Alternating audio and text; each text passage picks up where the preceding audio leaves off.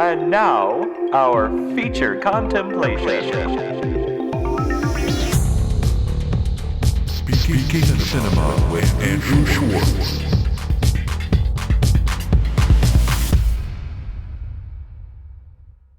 Welcome to the Speaking Cinema podcast. I'm your host, Andrew Schwartz, and we have an incredible, harrowing, horrifying, but ultimately very beautiful movie to talk about today. And a beautifully suitable guest who's very passionate about this movie, and I love this guy. I'll introduce him in a second, but I just have to say how excited I am for what's starting next week, October 1st. We've got 3 horror movie podcasts coming up in a row. October 1st, October 15th, and Halloween itself, October 31st, with 3 very awesome guests and very awesome movies. Stay tuned for that. Just as normal, we will reveal what the movie is a week ahead of time on our podcast Instagram page, Speaking Cinema Podcast. So, quick warning here, just in case you haven't seen it already, go watch the movie, but our movie today is really intense, and it has some very graphic content in it, so I just wanted to make sure that everyone is warned about that. So now that you've seen the movie, welcome, because today we are issuing an edict on the ADDICT with Darren Aronofsky's Requiem For A Dream from 2000. And again, we have an awesome guest here, a first-time guest on the podcast, which I always love. I mean, speaking to different people about these movies is just so amazing. We get different talents and experiences from everyone. And this guy has a lot of talent and experience that he's going to bring to this amazing movie and help us with the meaning of it.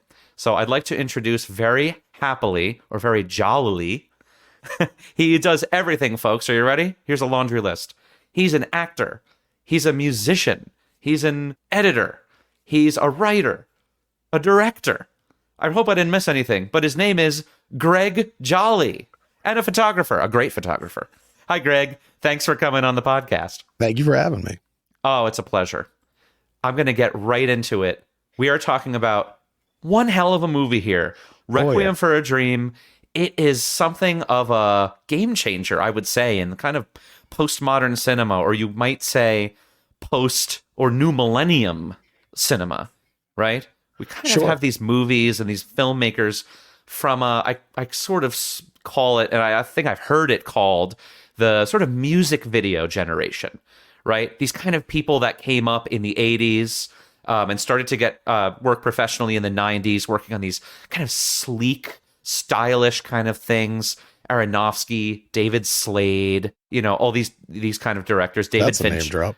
Yeah, David Fincher. David Slade, yeah, sure. Yeah, David man, Fincher, I love David Slade. Yeah, 30 Days a Night, great flick. 30 Days of Night. Yeah, I think he also did Hard Candy, which I absolutely love. Great film. Yes. Mark Romanek. I mean, the list goes on of these people, and I just kind of feel like at this time, I mean, there was, of course, Fincher, but for the new millennium, this director was up and coming, and this was like the new movie in that new, you know, millennium, the first year of the new millennium, that rocked everyone's world, and no one was prepared for this thing. Sure. No one. And that's coming like after Fight Club and The Matrix and all these things. I just feel like the indie world was absolutely like rattled intensely by this movie.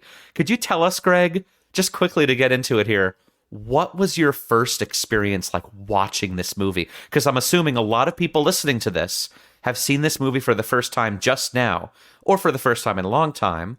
But what was that like for you? Yeah, so first of all, if it is your first time seeing the movie, I hope you're okay after having watched it based on our suggestion. So the first time I saw it, I was actually working at a theater in North Carolina. I had done an internship out of college as an actor, and they were kind of putting us through theater boot camp. And we were staying in these, it's almost like a summer camp barracks. Like there were, I think it was like 5 guys and 6 girls. And so we each kind of had a side of this thing. And I was the only person who brought a TV. There's no cable there. So I just had like a VHS player, my television, and this giant Tupperware full of tapes. Oh, I love it. We're talking like 2001. So yeah. Earlier that year, I had seen that Ellen Burstyn got nominated at for the Oscar for Best Actress for this film. Hadn't seen it. Yeah. We kind of had a night off, which was rare. And she got a Golden we Globe nom too. She did, yeah, Yeah, and well deserved. And quite frankly, as much as I love Julia Roberts and Aaron Brockovich, I kind of think Burstyn was robbed. Yeah. So me and the other actors, we had a night off, and we were like, let's go rent something. And actors typically look for actory things, right? Like you're not just going to rent like some goofy movie. Like you want to see something. Yeah. So we found this at a Blockbuster. We brought it back. We all settled down with popcorn and chips and the whole thing. I think we even, at the time, we ordered a couple of Papa John's pizzas because in North Carolina, that's the only pizza you could get, at least where we were.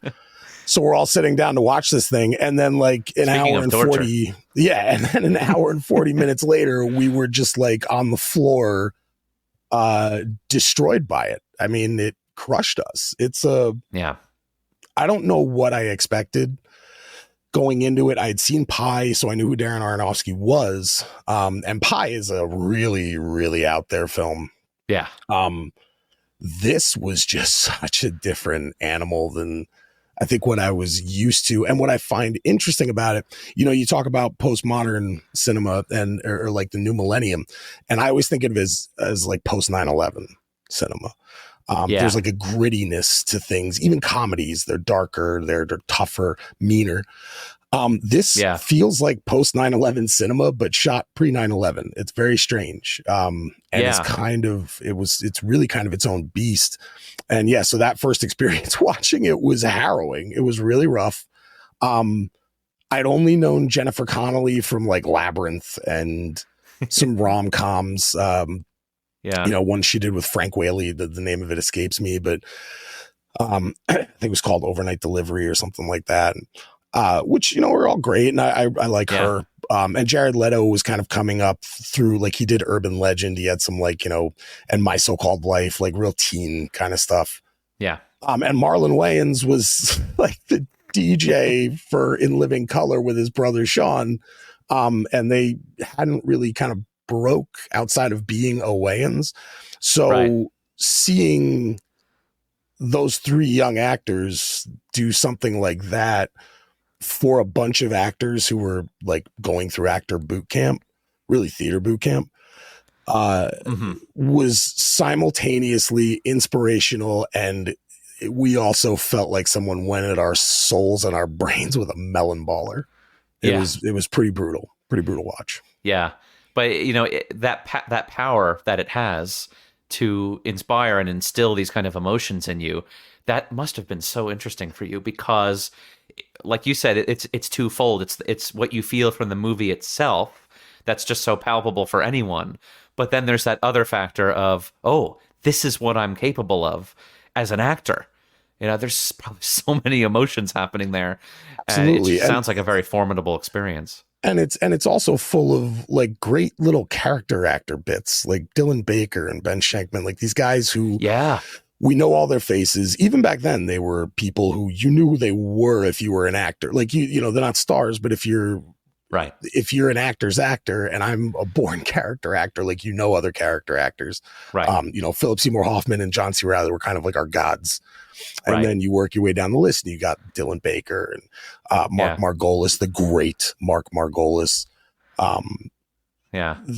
Chris McDonald. I mean, everybody knows Chris McDonald is Shooter McGavin from Happy Gilmore, but that guy has a resume that's just insane. Yes. He's great on Hacks. I mean, like getting to see all of these people kind of fill out the little spaces that kind of give this movie a little bit more, I don't know, just something like those are bit throwaway parts in the hands of people who just are showing up. But you get a good character actor in there for a snippet like Mark Margolis. Right. And it becomes something, and then obviously aside from that, Ellen Burstyn is just like insane. I've just never, Burstyn with talent. It's nuts, man. Like her capability and her range just throughout her career is incredible. But seeing her come into something like this, with a film that has so much verve and energy, when you see an older actor step into something like that and not only match it but exceed it, it's one of the most inspirational things you can see as a performer. Yeah, Amazing performance. Amazing. Incredible. And she said it was in her long, at the time, 50-year or whatever career, Yeah. she said it was perhaps the most challenging part that she's ever given herself to, which is incredible to think about. There's a moment where she's giving a monologue about being old, and Matthew Libatique, who is the cinematographer for this, brilliant. During the take, you can see the camera start to drift out of frame a little bit. And apparently Aronofsky was like really pissed about it. They did, I think, like 3 or 4 takes of that speech, all in single takes. And so Aronofsky runs over to him and he's like, dude, what the hell? And he looks at him. The guy's got tears streaming down his face. Apparently he was crying while she was giving her monologue, and he fogged up the eyepiece and he couldn't see what he was doing. It wound up being the take they use in the film. Oh, so yeah. Is this the red dress monologue? Yeah, it doesn't. It's like when she's sitting with Harry and explaining, like, why it's so important to her. I mean, if you're making your cinematographer cry, like that's pretty amazing performance. Yeah. There's that one moment where she says, "When I see the sun, I smile," or something like that. She does dip up above frame, and then he does follow her, but it's a little bit lagged. Yeah, I kind of assumed watching the scene that something like that was happening. Yeah. So this is an incredibly inspirational movie, and it's so powerful. I mean, it would bring like a 500-pound football player to his knees crying, I feel like, by the end. But speaking of endings, let's work our way there, and we're going to go right to our logline read, because just to kind of get into this a little bit here, I always like to do this. So our logline for Requiem for a Dream is: the drug-induced utopias of 4 Coney Island people are shattered when their addictions run deep. As deep as our conversation will be, you can only find out by listening to the rest of Speaking Cinema with Andrew Schwartz and Craig Jolley. I think we pretty much just covered a lot of what is covered here. It's so interesting, Greg, to me, how that logline is so simple. And it almost seems like it's like a simple one-sheet kind of poster that you would pass by almost. There's so much more in here than that. Do you think there's anything that they could have done to make people even more engaged, as opposed to, oh, this is a drug movie, it takes place in New York, and there are 4 people? Like, how many times have we seen that before? Sure. I mean, and like, it's funny, man. I look at something like Panic in Needle Park, right? Like, that's a great New York. I don't know if you've ever seen it with Al Pacino. And I've heard of it. I never saw that one. It's and actually one of the Ellen Burstyn's friends in this was in Panic in Needle Park. She was one of the lead actresses. So, I look at something like that, or I don't know, Scarface, or like, there are drug stories that are either super depressing or super high speed, and even at times glorifying, like something like Blow or Scarface, or even the Scarface ends kind of on a downer. It still like glorifies this life, and I don't know what else you can put in a log. I mean, a log line is supposed to be just like a quick kind of synopsis, right? It's like just this, toss it out. It definitely belies how harrowing it is. Like, it doesn't sound as like, the way the logline describes it, and it does a good job, like the utopia of how you feel when you're on drugs. I think the title does more than the logline does, as far as explaining this. I think so too. And that logline is so simple. I just want to slide right over into our title take, because I think you said it. You already did our segue. Let's do the title take. Requiem for a Dream. Wow. Yeah. So what do you think of this, Greg? I'm going to hand this off to you for a second. Sure. What is your take on this title as a title just in and of itself, and then what it does for the movie, let's say, after having watched it? Sure. So, I mean, just looking at the 4 words, Requiem for a Dream, Requiem is one of these words that you see pop up a lot in titles, and it's just one of those cool sounding words that, like Alien versus Predator, Requiem. Why is Requiem in the Requiem is a mass for the dead. Like, that's what it's supposed to be, this kind of morose recognition of death. And so the idea of Requiem for a Dream, you're essentially saying, like, what you're about to watch is a dream die. And that is pretty apt to what happens in the story. You watch these 4 people who each kind of have a different idea of not only their dream, but kind of an overarching idea of the American dream. Yeah. Get in, get out, make a bunch of money, live life to the fullest kind of thing, right? Like when we think of the American dream, it's very much no one's American dream is working hard for 50 years making minimum wage. You know, that's never the American dream. The American dream is get a business, make a whole bunch of money as quickly as you can so that you can enjoy the rest of your life and not have to work. Yeah. And each one of these people kind of wants to do that in a way. Ellen Burstyn isn't really looking to make money, but she has this dream of being on television. And, you know, when she talks to Harry about it, you can kind of see it come through for her that like, it's about recognition. It's about being seen. It's about glory. Glory, a little legacy, glamour.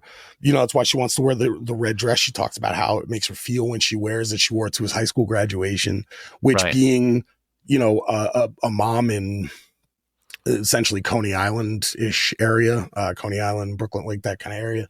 You know, it's a big deal to see a kid graduate from high school because you're coming up in a neighborhood that's not always nice. So the fact you got in there, that's a dream.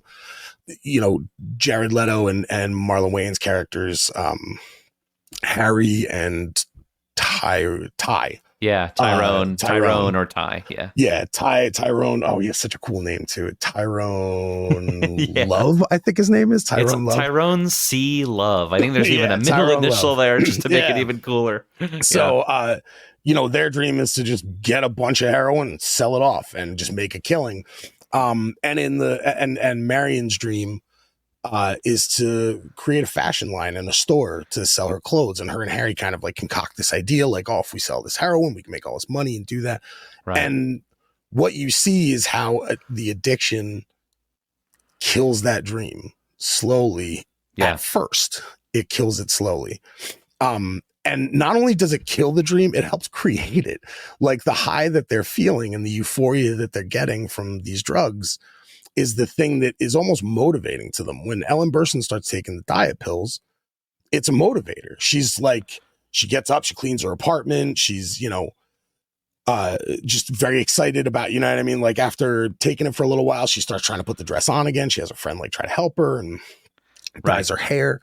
Like the euphoria they're getting from these things are motivators. And after a while, that it starts to become about chasing the euphoria and chasing the motivator than it is really about the dream. The dream starts taking a further and further back seat until it eventually dies from the addiction. And all you're left with is the, you know, the need, like the crave and the overwhelming, terrible euphoria that you need. And then it becomes a requiem. It does. By the end, basically. Yeah. Not only does it kill the dream, they kill it for each other. Like they kind of turn on one another, you know, especially Marion and Harry. Like they really turn on each other. Oh yeah. And we'll get into that much later, I think. But that's my point around the requiem for the dream. Like you are watching the death of a dream. Yes. And it is interesting to me about that because there's this word requiem. Like you were saying, it is a Catholic term, a mass for the dead, and that's what's very interesting to me about this title. It's because the reference to a dream. I mean, you know, what dreams may come, field of dreams. I mean, you go on and on, right? That's not as interesting. But this word requiem is really what makes this ring, and it's special. It's the first word of the title, right? Mm-hmm. It's a unique word, and what's very cool to me is we were talking in our little pre-chat about a little bit about music, and requiem is also a musical term, right? It's a musical composition for that mass. For the mass, yeah. Yeah. So it could also be like a hymn. I'm a singer. I've sung requiems. Great composers have made some of the greatest music with their requiems. The Brahms Requiem is incredible. I just sang Rutter's Requiem a couple years ago. Handel has one too. Yeah. If I remember correctly. Yeah, Handel has, I think, a few of them. Yeah, a Requiem, and there's a Messiah too. I know there's a whole bunch of them. Yeah. So a lot of sort of liturgical music. But this movie has this kind of, this pulsating music fused into it, almost like lifeblood. And we'll talk about that too. But I find that very interesting. And this is the title of the source material, right? The book. The book is also called Yeah. Requiem for, Hubert Selby's book. Right. Hubert Selby Jr. And that is just, it has such a ring to it. And I think that's another thing that gets me about this movie. I don't know about you, but have you ever talked about this movie with other people at some point and they've used just Requiem as shorthand to refer to the movie? Oh, all the time. Yeah. Oh, I love Requiem. No, Requiem is if you're insane. Gonna call it short, you're not going to call it Of a Dream. Requiem, I would say 99 times out of 100, anytime I've talked about this movie, not only have we used that as shorthand, I can use it as shorthand the first time I tell somebody, or the first time we strike up that conversation, like, have you seen Aronofsky's Requiem? Or even just like, Requiem was nuts, right? And they know immediately what I'm talking about. Exactly. Because what other movie, at least one that's really broken into the public consciousness in the way that this one has, what other movie that has the word Requiem is there? I don't think there is, at least that I can think of, and I've been thinking about this movie for a couple weeks now. I don't know if you can, but that's pretty special in the year of our Lord, no pun intended, 2000. Sure, absolutely. Right? By that point, oh my goodness, movies have been around for 100 years, and it's just amazing to think that you can have something that's that unique and jump out at us. So bravo to Hubert for coming up with that title, and then for Aronofsky for keeping that title, because it just rocks. Yeah. Okay, Greg, so I want to go right into our opening image and opening sequence, and then we're going to get into the weeds here, and then furthermore in our segment after that called Scenic View, which is where we jump to any scene in the movie we can. But first, let's talk about the opening scene. I'm going to summarize it for y'all. So here's the opening scene, image and sequence as I see it for Requiem for a Dream. We start with this musical theme over black. Then we see this television screen frame, and it's tappy, tappy, tappy. It says all over it, plastered on the screen. And it's a studio audience, and they're chanting, "Juice by Tappy, Juice by Tappy." And then Tappy Tibbins, which sounds like some sort of a John Waters character or something, Penny Pingleton or whatever. Tappy Tibbins, Link Larkin, but played by Christopher McDonald, is cheered on by the audience. He responds to them by repeating, "Juice by you." The sequence is intercut with the opening credits, of course.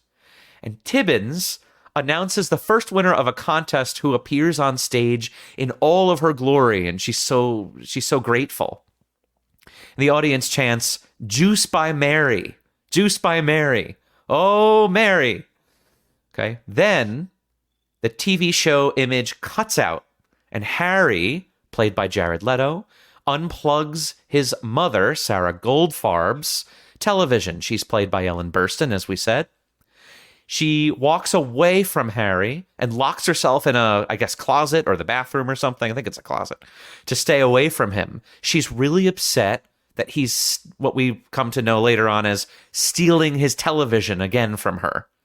And he is really upset at his mother for locking herself away from him in this closet and having chained the television to the radiator, apparently so that he can't steal it as easily.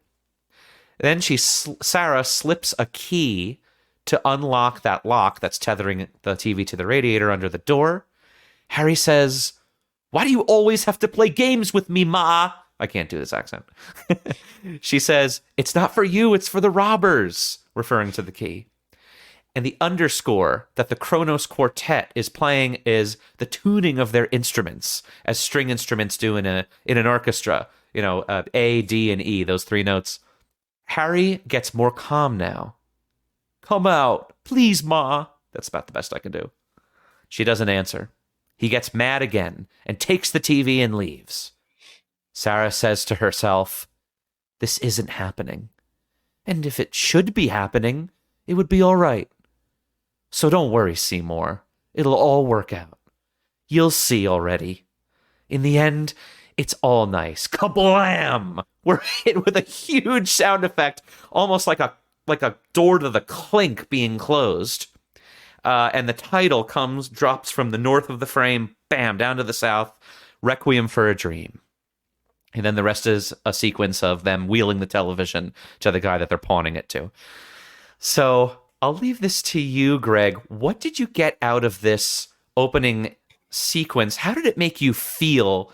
And how do these images and this sequence connect to the movie in terms of the meaning for you? Yeah. So, I mean, right off the bat, when you start out with the Juice by Tappy bit, which is like kind of a recurring thing throughout the film, this is again like the dream, right? So Tappy Tibbins is my understanding, Aronofsky based him on kind of like Tony Robbins, mixed with a little bit of diet culture of the late 90s. There's like a big juicing craze in the 80s and 90s. Right. So you combine that with like this sort of self-help guru, and it's obviously something that Sarah watches pretty regularly, because even later when she gets her TV back, it's on, and that's the show she wants to be on. So you're already kind of creating this idea that, you know, this idea that she's kind of like glued to this. And then you immediately cut it off with Harry stealing it. And you kind of start getting a sense of their relationship almost right away. It's obviously she loves her son. I mean, there's no question about it, how much she loves him. And there is kind of this like sort of loneliness that you can see in that opening scene. Obviously he's not there very often, but he's there often enough, probably doing this, that she felt the need to chain the TV up. And maybe she really did do it for the robbers, but I don't quite get that feeling. And I almost get the feeling that she wants him to see that it's chained up, but she's going to relent, because she does give him the key. Right. There's almost like in her hiding from him, it gives the sense that there's like an aggression or that she's actually scared, but I don't think that she actually is. You never see throughout the film any kind of like physical, really hard, like physical altercations between the two of them. I mean, he can be mean, and he can be aggressive in the way that he speaks to her. Yeah. I almost think she's hiding away so that she doesn't have to see it. Yeah. As opposed to her being afraid of him. She doesn't want to see like the stupid shit that he's about to go do, because she knows she's going to walk down all the way down to fucking Coney Island where the pawn shop is and have to buy this stupid TV back from Mark Margolis. You know, and it's almost like I think it's more around shame than fear. She doesn't want to see her son doing this. She gives him the key almost immediately. And then you can sense his shame too. Once she gives him the key, he still wants her to come out, and he's like, why are you doing this? And so I think it's in that moment, like that's a son reaching out, kind of being like, please stop me. Like, I think in the back of that character's head, he's like, if you come out right now and you stop me, I'll stop. And for her, she's like, I can't watch you do this. I can't believe my son does this, but I love you so much that I'll kind of give you anything. And then those last words to essentially her dead husband, Harry's father, which I don't think we ever find out how he died. No. Just that it happened, I think, after he graduated high school. So I think it's something that's maybe fairly recent, because I think Harry's only supposed to be in his very early 20s. Yeah. And I'm pretty sure like Marion's 19 or 20. So these are young characters. Yeah. So I get the sense that she's kind of newly alone. Harry's taking advantage of the fact that she's newly alone. He's ashamed that he's taking advantage of it. She's ashamed that he's taking advantage of it.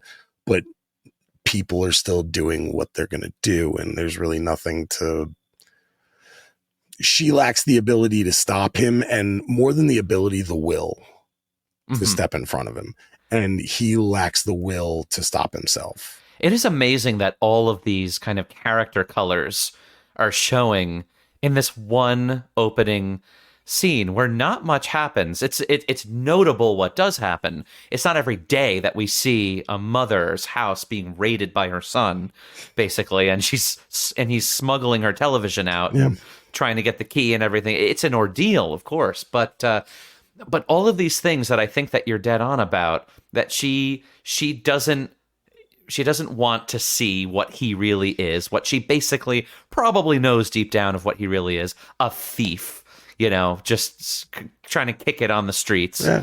And that's very deeply troubling to her. But at the same time, she loves him enough to let him take the television and pawn it where he knows and she knows that she's just going to go back and buy it. again. And to make the kind of like excuse of the chaining to the radiator when she says like, I'd never do that to you, Harry. That's for the robbers. Yeah.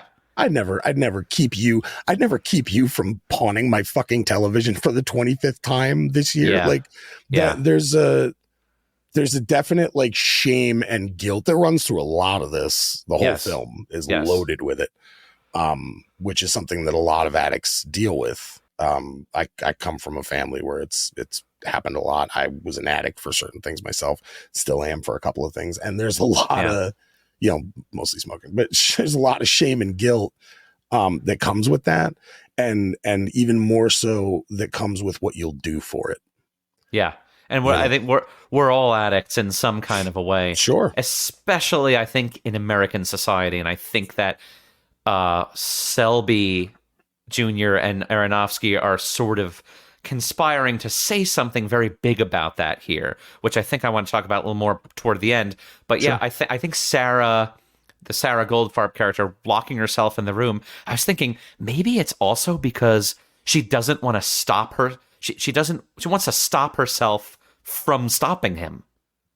She wants to let him get away with it and then go and, clean it up for him and pay the money and clean up the mess. I mean, discomfort is discomfort. Not everyone has the stomach or the will to be uncomfortable with someone that they love. Yeah. And especially, and this is something I know about single parents. There's guilt there too. Mm-hmm. I know. Sure. I'm marrying a single mom. And I've seen it with her, like that she loves her son. My stepson's amazing, great guy, but she carries a lot of guilt for being just being a single parent.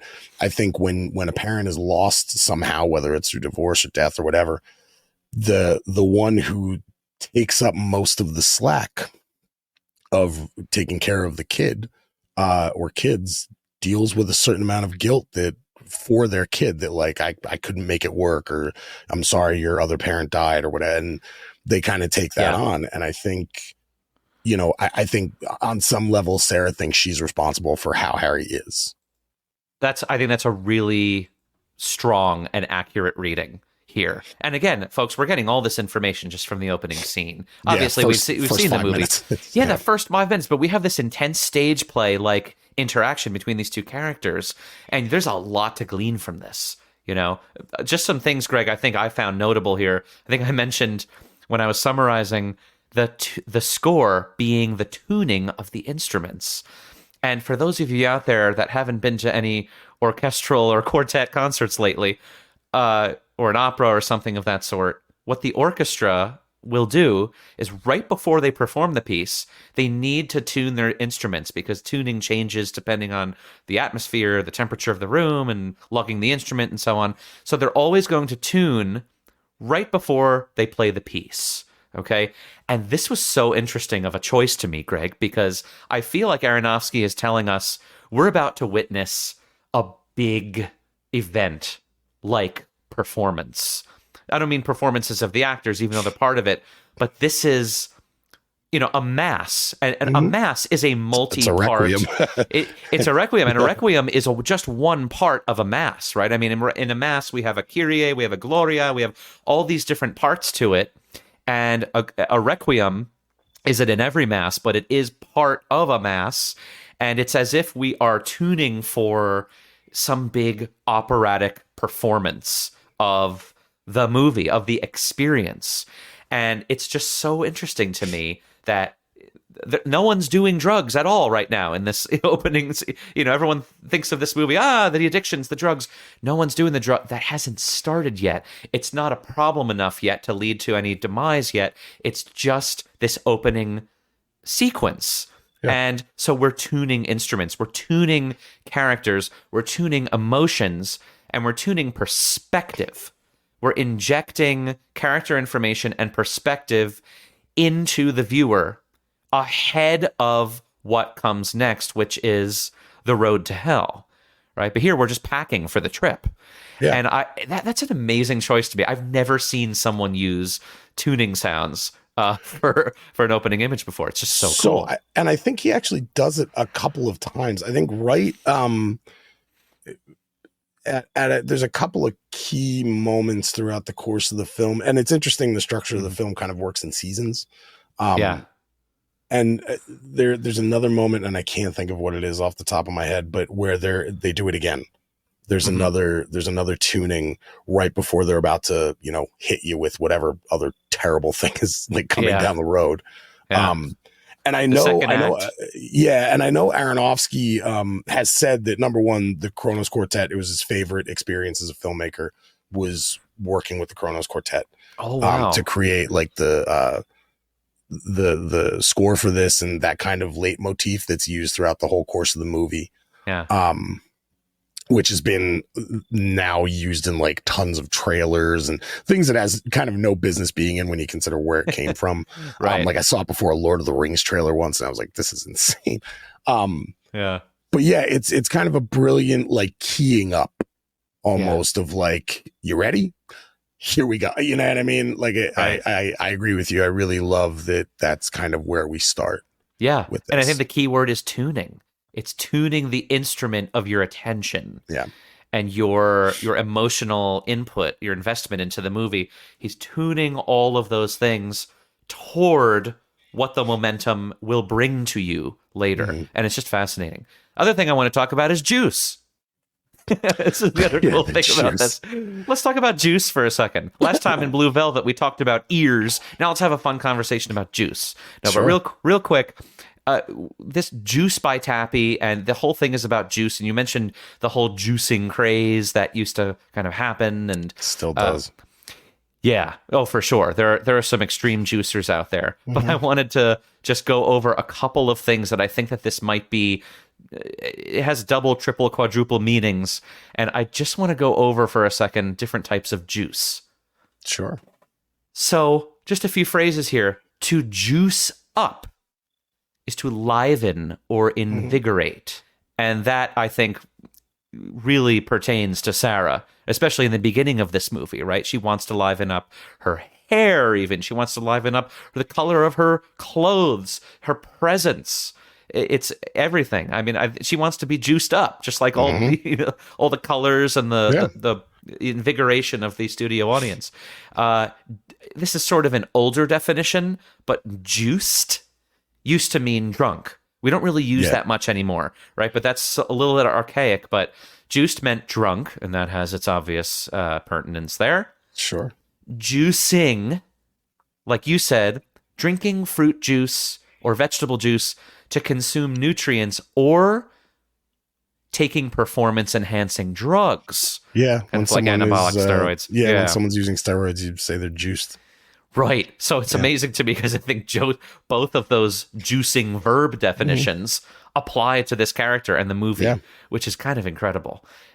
She takes, I suppose it's amphetamines, right? Yeah, it's like it's actually 3 different drugs. So it's an amphetamine, and then there's a barbiturate that goes with it at the end so that she can sleep because she's running up here the whole time while she's on the amphetamine. Right. So it's not something like anabolic steroids, but it certainly applies, I think, enough there. Absolutely. And it's a quote unquote like fitness thing. You know what I mean? Like you're trying to slim down, so you kind of work in the same world. Oh, yeah. It's amazing. And then juice head. A juice head is a habitual drinker of alcohol who is frequently intoxicated. Wow. Sure.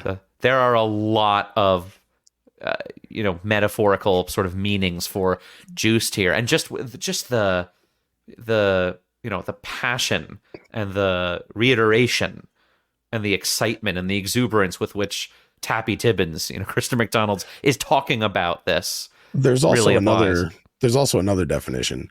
Okay. Power. So there's a film from 1992 with Omar Epps and Tupac called Juice. And juice at the time, and I don't know if it's still used the same way, but at the time was kind of an urban slang for power. When you have the juice on the street, you have the power. You're the one that, people go to. You're the one people are afraid of. You're the one people respect. So I think that plays into this a lot because Juice by Tappy. I mean, this guy is a self-help guy that's all about power. The entire ethos of self-help culture comes down to power.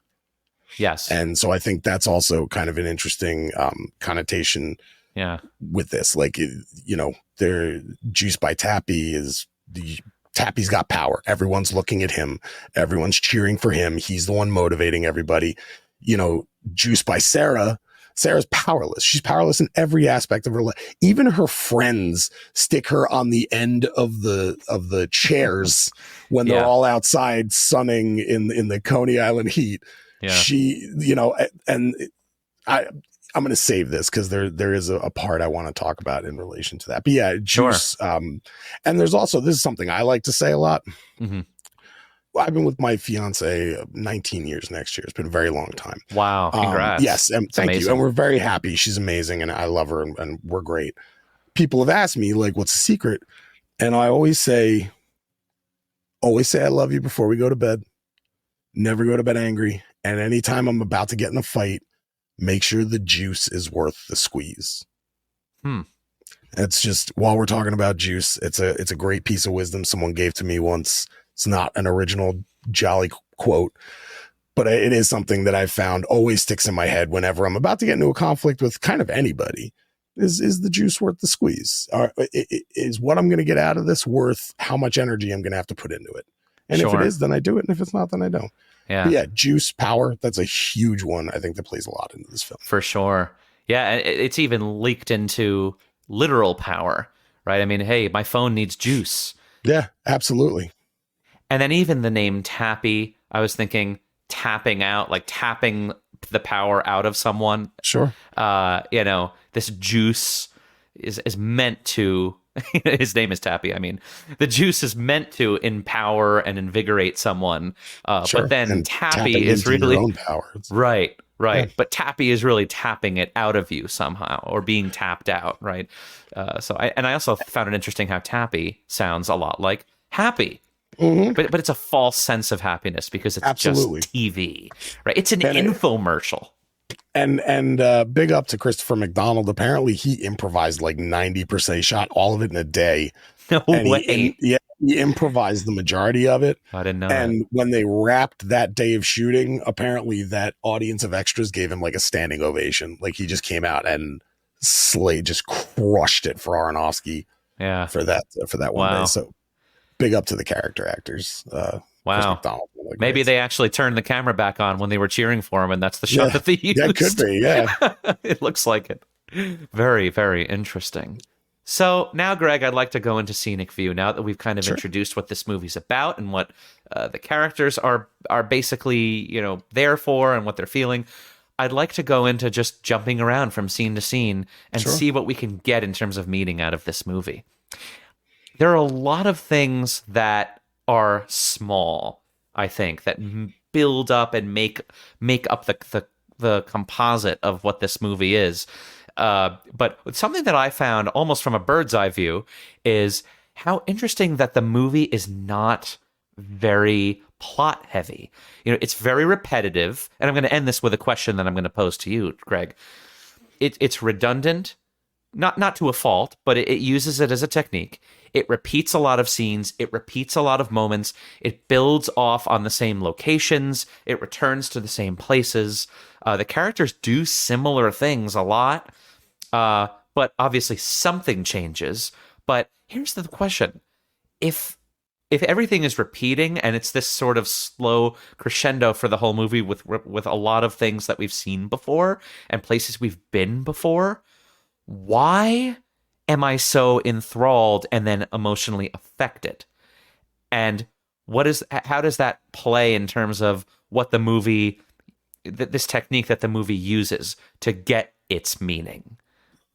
There's kind of a maybe like a three-pronged answer. So I would say, first of all, there's a technical side of that. The edit and the cinematography, the way that Aronofsky edited this film is kind of a technique that he developed with music stuff. Like that's why he was, you know, so big on kind of the music end of this. And I can tell you as a filmmaker, music is everything to me. I'm very careful. Every film that I've made, I'm very careful about what music I choose and when I use it.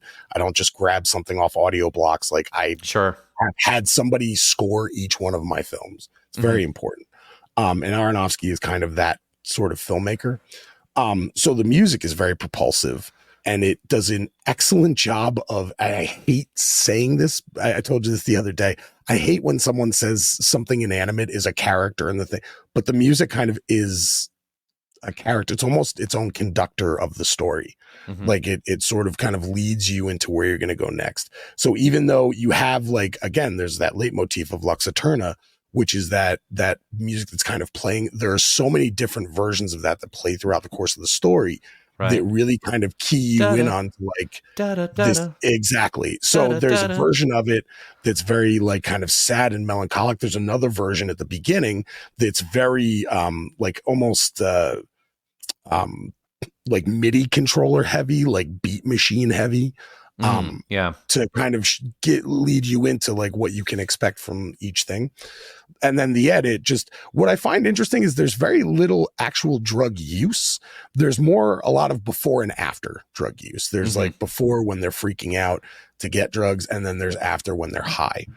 Yeah, I think that definitely separates this movie from Trainspotting. Exactly. For example. Like you're not seeing a ton of like shooting up. You're getting quick snippets of, you know, like the eye opening and the, you know, the on a cellular level, like the stuff getting into the arm, but you're not actually seeing a lot of like tying off. I think you maybe see it twice. So I think that's like a kind of a big thing about this film. But as far as also what you're talking about, and this is something that I really find really, really interesting about this film. Addiction is repetition, but it's a little worse each time. There's this beautiful cartoon that somebody made 10 years ago, maybe more. And it shows this figure and it looks like a bird. It's got 2 legs, no arms, and a little round body and like a beak face. And it is walking along, just kind of walking across, and it stumbles upon this little yellow thing and it sucks it up and it feels yellow and it starts to like fly and it feels amazing. And then it comes back down. And then he starts walking again. And then he comes to it again. He sees another one and he sucks it up and he flies again, but it's like a little less high. And then he comes down. And when he lands, he starts trying to go get it again. And he's moving a little slower. And it's a little harder.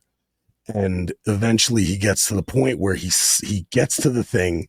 He's like crawling to get to it. He can barely move. He sucks it up and it like barely does anything for him. And then it just repeats itself over. It's an incredible little animation that somebody did that is so true with what comes with addiction. So what you're seeing the kind of emotional and physical drain of addiction on all of these people. And it is a repetitive behavior. It's get high, find out how to get high. Get high, find out how to get high. And each time you're finding out how to get high, it gets a little bit worse. And you're never going to get as high as you were that first time you got high. It's the old chasing the dragon. It's what they used to call it when it was opium addicts. Heroin is super insidious. It's one of those. I personally have done like every drug under the sun because I believe you should try everything at least once. That I've never tried. Never did heroin because I knew and I have heroin addicts in my family. I know that it's so good, it'll ruin your life. Anything that's that good can't be that good. There's something wrong. And like, so like Marion says, what's the catch? Exactly. And there always is, right? Like, and there, you know, there's a physical depletion that comes with using opiates. It drains your body of nutrients. It drains your calcium. Like, it's just bad for your body. But it sort of becomes your identity. Everything you're about just becomes like, how do I get high again? And as soon as you get it, you're like, oh, thank God. And then it's a little bit shorter each time. So if you're high for 6 hours, that 7th hour, you're like, all right, how do I get high again? Next time you get high, you're high for 5 hours and 50 minutes. And that's how do I get high? And then 5.5 and 5 and 10. So I think what you're watching, even though it is repetitive, it's something propulsive, and you're watching a very serious character change. And you're right. The film is essentially plotless. Like there's no There's really no like A to B to C of like where the story, it's not a heist movie. It's not like, Right. they're trying to get the girl. It's just There's no you're watching these mystery. people. Yeah, you're just Yeah. watching a year of the depletion of these people. Yeah. And there's something in us as humans that makes that very compelling for us to see. It's the train wreck thing, and I think that's Yes. part of it. I think it plays into our nature of, our brains respond to negativity far quicker and far more viscerally than positivity. It's just how we're wired, because we used to have to run away from like saber-tooth tigers and shit. Yeah, I mean, we didn't want to be food. So our fight or flight operates really fast. And that's kind of translated into, we see something negative, we're immediately glued to it, hyper-focused on it, and we respond. Yeah. And I think Aronofsky's kind of playing off of that. And not in a way to shame us or make us feel bad. I think it's to hold our attention.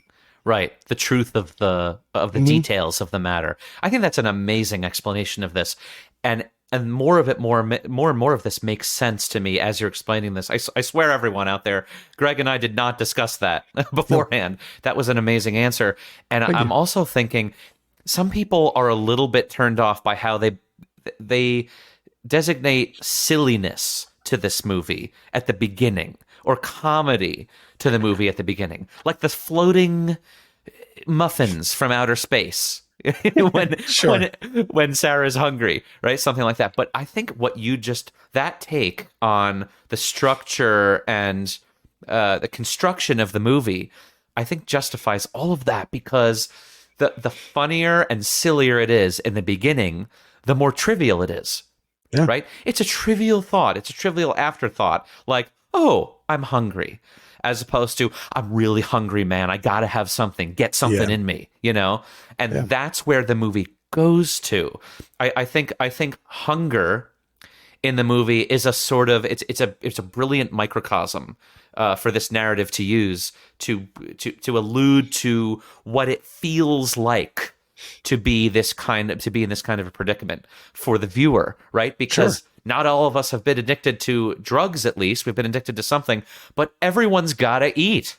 Yeah. So everyone knows what it feels like to be hungry. So this film is very much about addiction. And it doesn't necessarily, Aronofsky himself said, like, it could be chocolate, coffee, sex, television, whatever. Yeah. Like, everybody has their thing that they're stuck on. Even when you're healthy, people are addicted to going to the gym. People are addicted to, lifting, like to the runner's high, the euphoria you get. So everybody has their addiction, and this film is really about that. Drugs just happen to be a really great kind of delivery system of explaining addiction, because it's so obvious that, you can see the start, middle, and end of what the addiction cycle does to somebody. Whereas with television, like, you're just kind of watching me get fat over the course of like 25 years, just sitting on my couch watching television. Like, and that's far less interesting than watching four people go down like a terrible, terrible rabbit hole. There's just less drama to me being a couch potato. But I think Aronofsky really wanted to show an addiction cycle. I think hunger is such a great way to put it. Not just because like this kind of skewers diet culture a little bit, but because, and there is a silliness, that opening or that beginning when she's first trying to diet before she gets on the diet pills, Ellen Burstyn's character. And they have that little scene where she's got her grapefruit, her egg, and her coffee.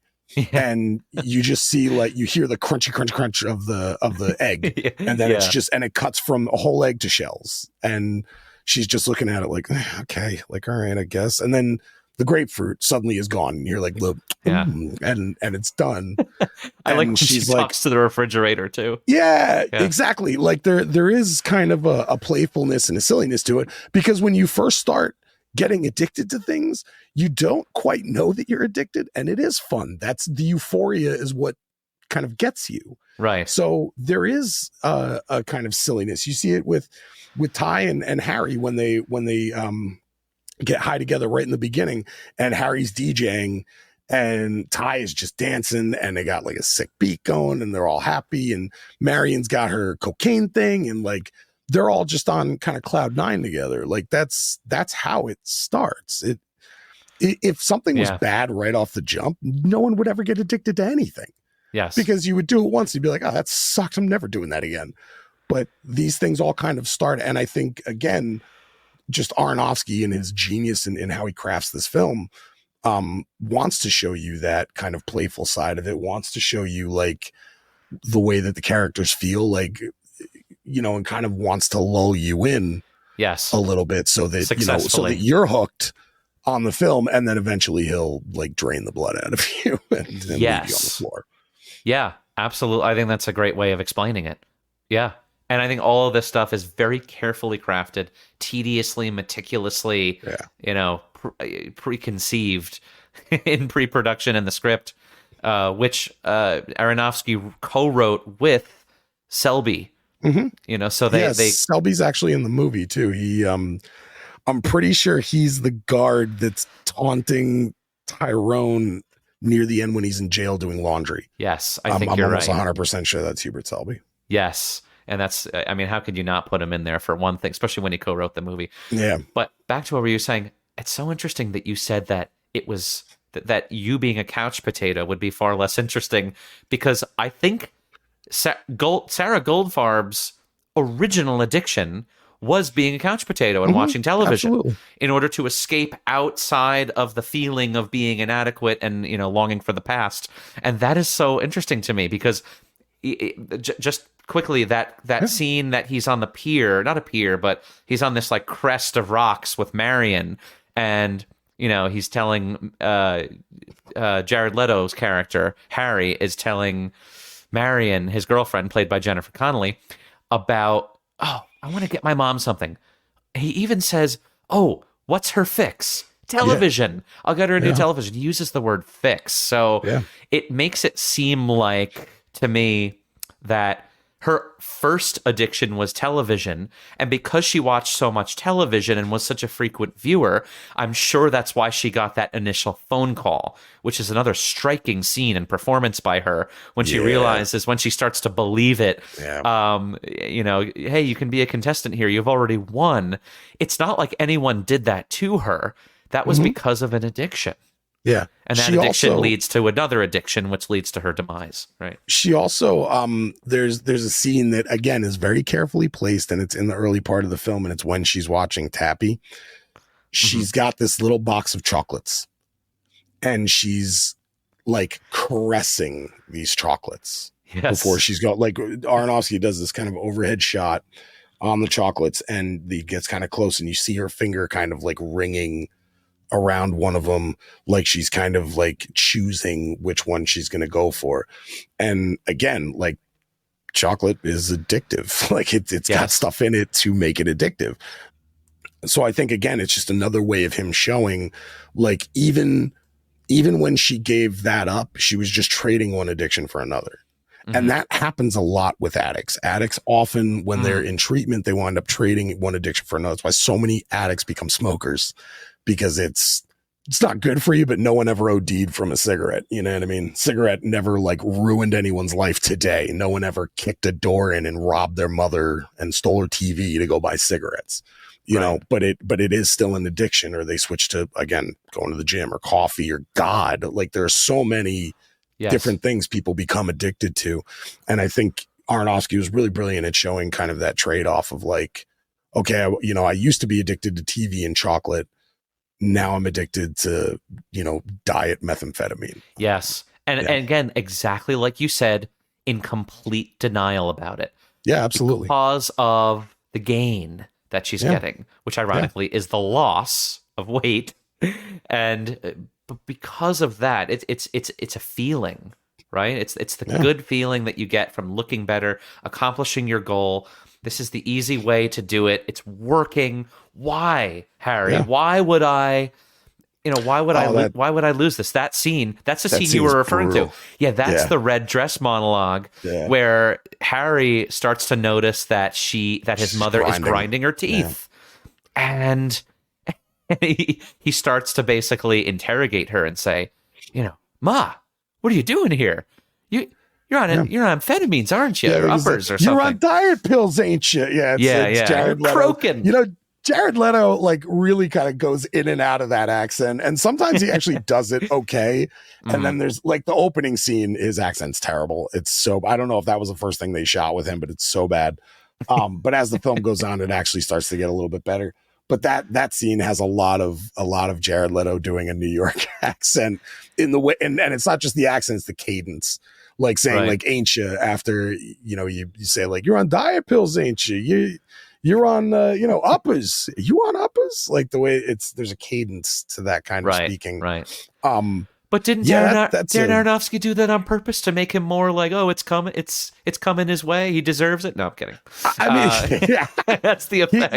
It's funny. I think the reason Harry's so angry at her is because it's his own shame reflected back at him. Mm-hmm. I think his mother's a mirror of him, almost totally a mirror of him. Heroin is such a relaxing, kind of drug. And, amphetamine is just like peaked all the time. And so you're kind of getting like the shadow of one with the other. You're getting this kind of mirror image of it. And I think a lot of the reason why he's so angry, not just because like no one even if you're doing drugs, you don't want to know your mother's doing drugs, but it's his own shame kind of showing back at him like, oh shit, is this what I look like when I'm all, messed up, when I'm high? So tragic. Do I look like the opposite version of this kind of crazy?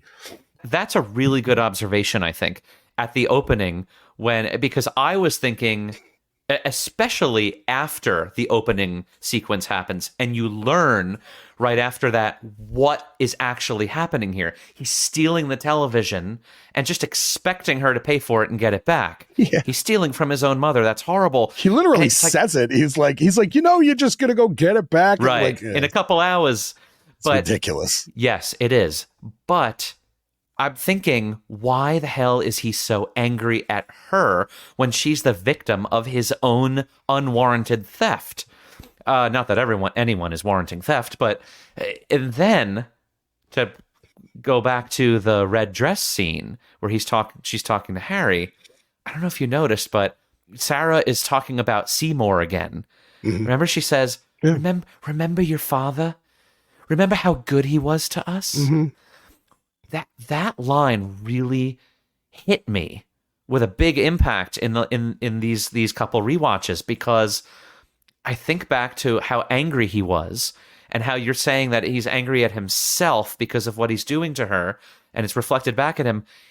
Your first instinct would be like, where did he learn this? Where did he learn this behavior? Where did it come from? And if she's saying, remember how good your father was, and it didn't come from that, that's even more tragic, because he's failing in, outside of the context of, oh, I learned it since childhood. Sure. He has a mother that really cares about him.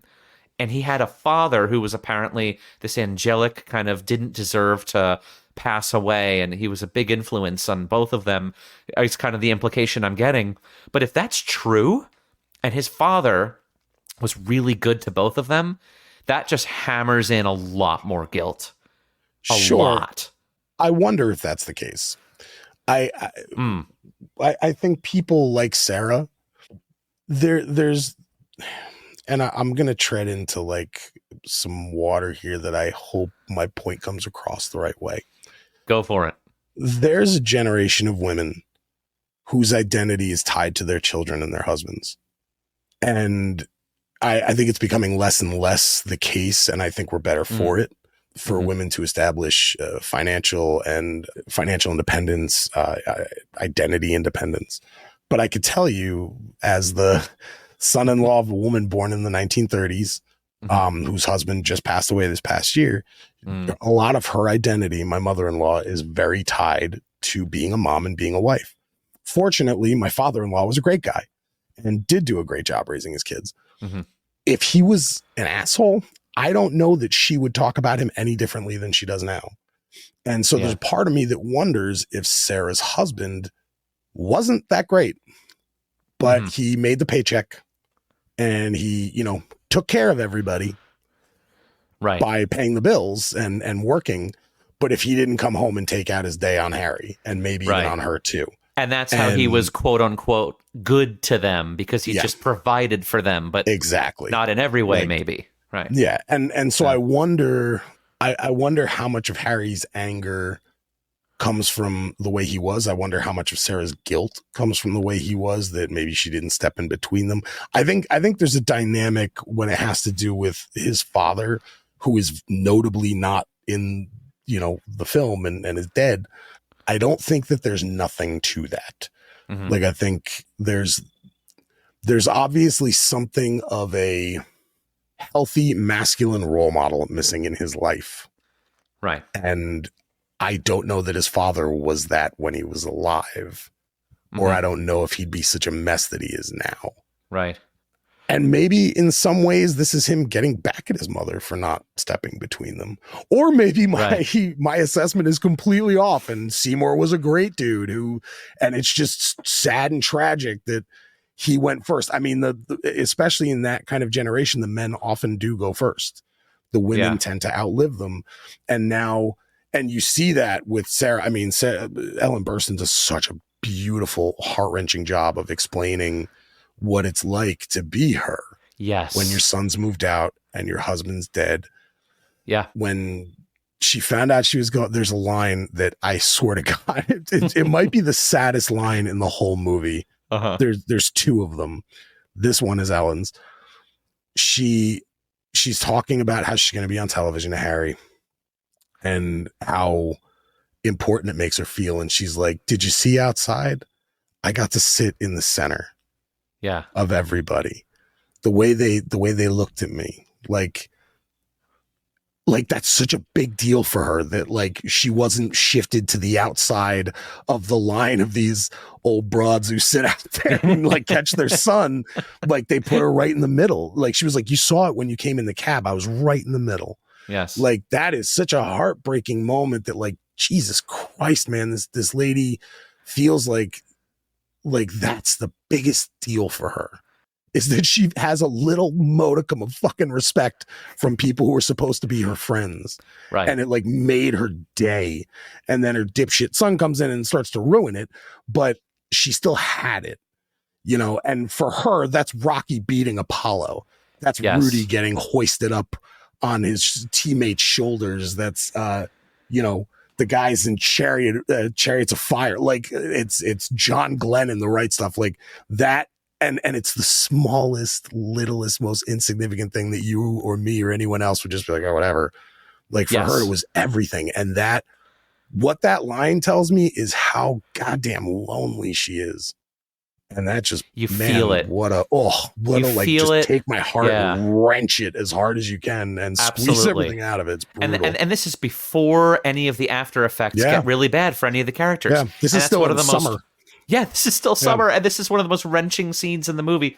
Yeah. And off of what you were saying, I think that this is what makes this movie ring in different dimensions of meaning and power for different people, because it spans generations. That's the thing that's really fascinating about this movie.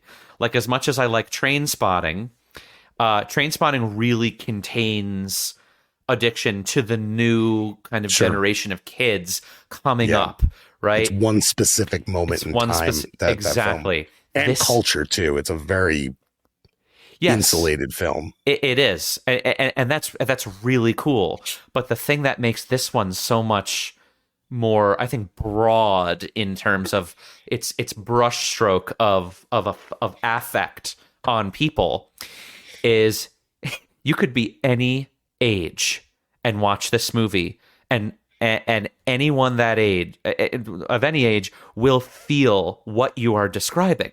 We talk about all sorts of movies on this podcast and with our friends in general. There are all kinds of movies, right? There are movies for teens, the oldies but goodies that cater to a much older audience. This movie makes this massive point, and this issues this massive warning that spans all the way from central characters of the age of just breaking into life, just having moved out, say, first job, first inclination for work and so on, trying to make it, at the earlier stage of their life, all the way to this person who has lived the whole family life, built everything for herself, gained everything she wanted to gain, even lost her love, right? So it's like, Marion and Harry are trying to, cooperate in such a way where they can create a life together. They're saying they love each other. You feel the love fermenting, and it's gonna turn into something. But Sarah already went through all of that, right? I mean, those chapters are so distant in the rearview mirror, but the same exact kinds of things get her. So I think that this movie makes this hugely broad statement here of this isn't just an old problem or a young problem or a certain type of inner city problem or a certain type of, socioeconomic status, because Marion kind of comes from money from her family, right? This is a problem. This is a human problem. Yeah. Right? It's a problem about people not able to control and contain themselves, certainly alone. Yeah, and there's something missing, right? Like addiction is filling a gap. The reason that people go back to something, I mean, things that feel good. There's no getting around that. But the reason that someone will do it compulsively like that, and they just don't stop, it becomes a pattern, is because something's missing. There's something that they're chasing, and it's not just feeling good. Something's missing. And for Sarah, I think it's her power. I think she has none. She has almost no agency. Her own son comes in and convinces her to give him the key so he can steal her TV, her ratty, shitty, beat up TV, to get $20 maybe for it. Yes. Her friends, all the other, biddies in her building don't, they like her, but they don't respect her the way she feels like maybe she deserves. Right. She kind of covets this idea of glamour and fame, and recapturing her, not necessarily her youth, but the beauty that came with her youth. Right. Or her perceived beauty that came with her youth, like what she thought she was when she was younger. I think I'm going to go on a limb here, and just to piggyback off of that, I'm going to kind of give you my take, because what you said, there's a lack of something that leads to the habit. And I think that lack is meaning. I think that these four central characters, Sarah, Harry, Ty, and Marion, they lack a substantive meaning, because I think that Sarah felt it way back when she was a mother. Remember, she says, I have no one to take care of in that red dress monologue. There's no one here for me to feed or to, that was my meaning, like you were alluding to with that generation. And I love the exposition of the Marion character. The first time we see her, she's looking up toward this monolithic building. And their whole goal initially is to go to the top of the building just to see the city. She wants to get somewhere higher than she is now. That's all. That's what she wants to do. And love will take her there. Or so she thinks. And that's literally what happens. Their love and their teamwork together takes them. They outsmart the super or whatever it is with the fire alarm and whatever. They go all the way up to the top, and they're able to do it together. So she believes in that. She believes in them as a couple. And then Ty is missing his mother. I mean, right. And she was clearly a source of meaning in his life and inspiration and love. And I think there's something I always find interesting in film and television. True Detective did this really well. There's a few things that do it really well. This idea of children in peril. Yeah. And often in peril, not something so easy to see, but almost due to like a lack of paying attention. And, Marion doesn't have a good relationship with her parents. Harry has a very loaded relationship with his mother, who he clearly loves. Like, they clearly love each other, but he is also kind of terrible to her. And Ty's mother is dead. I mean, that's really the, kind of what they're alluding to throughout the course of the film. Yeah. And these three kids, and they are fucking kids. They're young. They're, Marion is still college aged. I think she mentions like she's, dropped out or whatever. Like, so these are young kids. I think she's supposed to be like 19 or 20. Yeah. Are kind of running around unsupervised, and they're all looking for, I think, meaning is a really great way to put it. Purpose. The bigger, I think as you get older, you start seeing how big the world is. It's funny, like as we get older, we start to know more people and you bump into more people. And, everywhere Amber calls me the sixth degree because everywhere I go, somebody's like, Jolley, and like I just happen to know people everywhere I go. So it can make the world feel very small. But I think when you're in your 20s and you're starting to come into adulthood, you suddenly see the world is very big and you don't know what your place is in it. Unless you're one of those hardcore type A's who's just like, I have everything linear ready to go. My brother was like that. My brother just came into life and was like, I know exactly where I'm going. And he went and he was great. But for me, like when I came in, I was like, I don't know what my place is in the world. And I think when you don't have an adult that is attentive to that for you, that can help guide you, I think Sarah's a very loving, doting, caring mother. I don't think she's a good source of direction. For Harry. I don't think she's somebody who can tell him like, oh, well, here's what you do to get a job and here's what you do to do, because those are things she never had to do. It seems like it's what her husband did. Sarah's not that old. Her son's only in his early 20s. So I'm thinking late 50s, early 60s, maybe. Right. So it's not like she's like 90 years old. She's an elderly lady, but she hasn't pushed that far enough where if she had a job, she would have either just retired from it or is on the way to it. So it seems like her job was raising her son and taking care of her husband. And so Harry's, there's no frame of reference for him to go ask her like, well, how do I navigate the world? Because she's had just such an insular existence in their place. Marion has no relationship with her parents. It's very adversarial. They just give her money and she, tells her therapist to lie so that they keep giving her money. Purely transactional. And Ty just seems like a total street kid. Like just, it seems like his mother died probably pretty young because we don't get any reference to her past when he's a little kid. So he's just been kind of running around on his own for a while and sort of linked up with these two. Right. So I think that's the something missing for them is guidance, is just somebody to say like, dude, what the fuck are you doing? And be okay with being uncomfortable saying that. Sarah knows something's up. She knows what he's doing is bad, but she lacks the will and the really like the tools to be able to be uncomfortable with Harry and say like, hey man, like we got to talk, And I think that the filmmakers are telling us that in the first sequence, right? She's in that closet.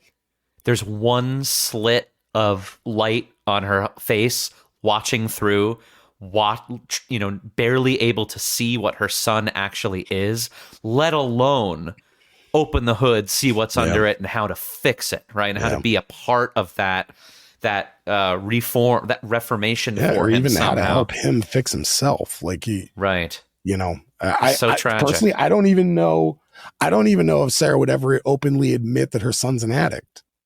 I mean, she has to know like why he's selling the tea. He's never doing any drugs in front of her, but she's got to know, and I don't know if she would ever even admit it openly, Yeah. If there's anything that she does know, she's in the closet watching through that slit. Exactly. For everything that would require that from her, as opposed to getting in there and, doing some surgery on the situation. Yeah. It's very sad. And then, so that's basically my take is that because here's a common criticism, Greg. I think a lot of people that don't like this movie say, what's the point of just watching a whole bunch of people tumble toward their imminent demise?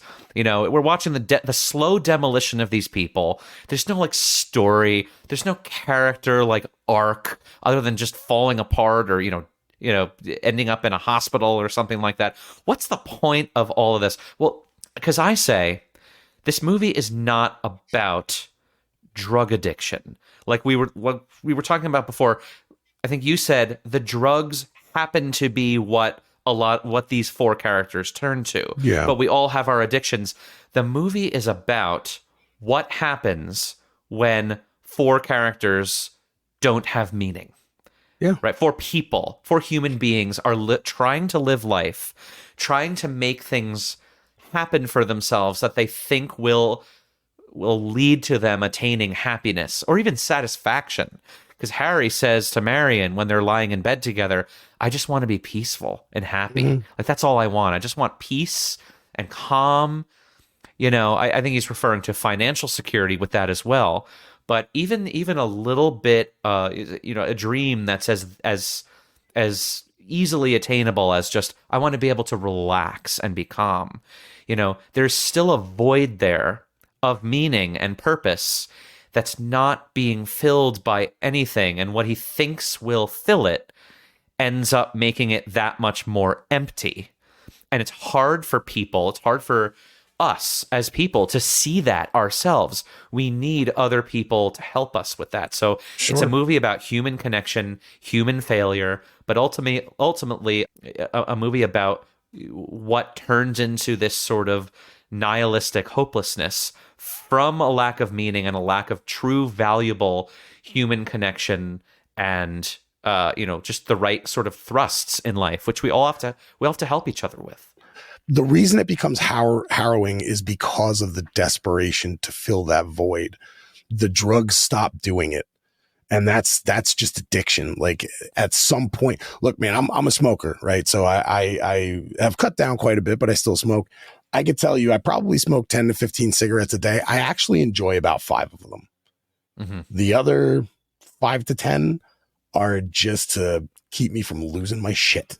Right. They don't actually give me any joy. It's just something that I use to fill this void of, like, I can't sit with myself when I'm in the car, or I want one literally as we're talking. I want one right now, because it's just something ritualistic and something in me that just needs that little extra thing. These people, their desperation pushes them further and further. It's very easy to look at Marion's story as probably the worst of them, just because of where she ends up. But each of them is pretty terrible in their own right. I do think, and I think Selby said this, or maybe it was Aronofsky, one of the two of them said that the one who can take their life back is Tyrone. Mm-hmm. There's nothing permanent about his damage yet. Mm-hmm. Marion crossed a threshold with what she was doing. Mm-hmm. And, Harry lost an arm from his vein collapsing and going necrotic. And poor Sarah is getting her brain jacked with, electro shock treatment. Yeah. And she's basically, when her friends go and see her, I mean, she's like a shell of what she used to be. Tyrone is just in jail, and he's actually detoxing. Like, you can see it. He's sweating constantly. He's shaking. But he stays in there lying. This is not an advocating for jail for addicts. I think it's terrible. Actually, I think this film is very indicative of why the war on drugs doesn't work. So I just want to make that clear. Right. But someone being in isolation where they can't get to their drug will clean them out. And Tyrone does have the capability of actually going back to, like, something resembling a normal, healthy life without the severe trauma. Like, any one of these people has the opportunity to find a way to be okay, some version of okay. Tyrone, at least in the context and the text of this film, hasn't done anything that he can't come back from. That's irreparable.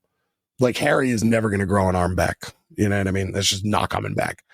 Marion's, done things to herself that she can't undo, and Sarah's brain is shot. Like, Ty can come back.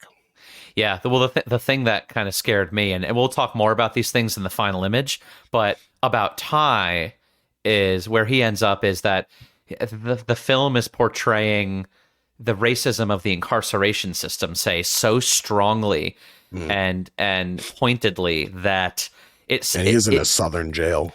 Yeah, I don't know if you got this, but it almost seems to me like they might just keep thinking of bullshit to keep laying on him to keep him in there forever.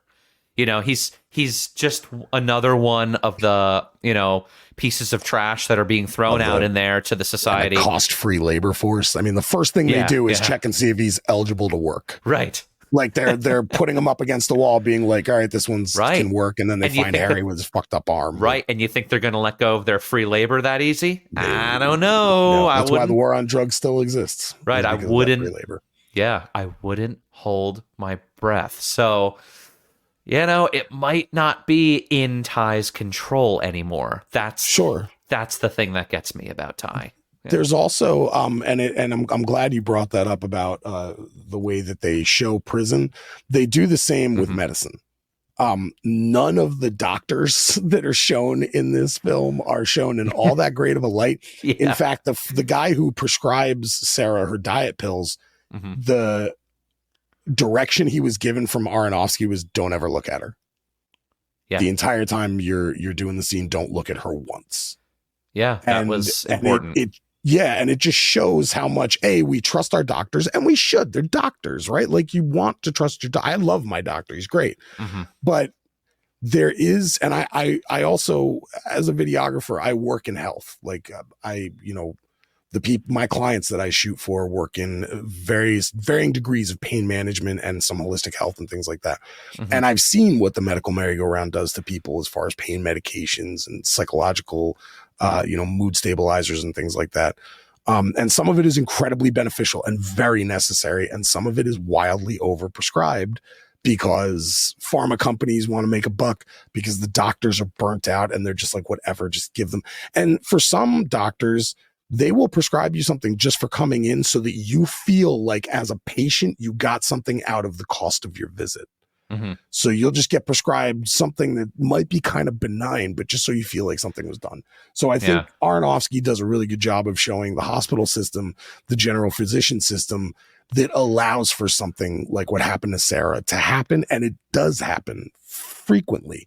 I don't know how bad it is, but I mean, we're seeing Ozempic being prescribed at like insane rates right now. And that is not a tried and true tested pharmaceutical for long-term use the way that it's being handed out. And I don't know what the long-term effects are going to be, but it's making money and people are getting thin. They're seeing a result. So it's like, all right, let's just hand it out. And that's what happens to Sarah. She gets a referral from her friend who said, oh, my daughter, or it was her daughter or daughter-in-law, like lost a whole bunch of weight as she went to this doctor.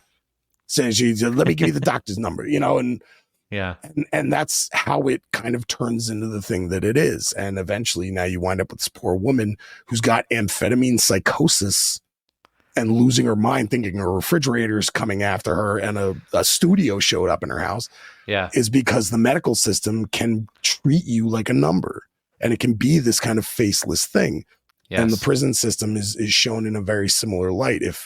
And I think this film is in some ways an indictment of the culture of the war on drugs, because none of these people wind up in a place that's designed to help them get off their addiction. Even when you go to jail or you're going to an institution, none of it's actually addressing addiction.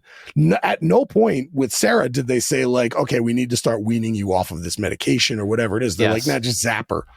And for the two who wind up in jail, like they're just in jail. There's no treatment there. They're just using them as free labor. And Harry lost an arm. He's not gonna be able to do shit in there. But no one is actually treating the problem. And no one is trying to get to the root cause of why the problem happened to begin with. Which is what's going on in their head and in their lives. Yeah. It's unbelievable. It's like there are all these factors. Yeah, it's an Ouroboros that just feeds it to itself. A regressive sort of just an infinite regress of causal factors that lead to a certain place for these characters, but we don't actually flip any of those things over to really analyze them in the way that I think that this film is trying to force us to think about. Like there's this sense of helplessness. What could we do in any scene? What could have been done in this moment or that moment or the other? And these things, some of them kind of are within reach and they just slide right away, and it's very, very sad to watch.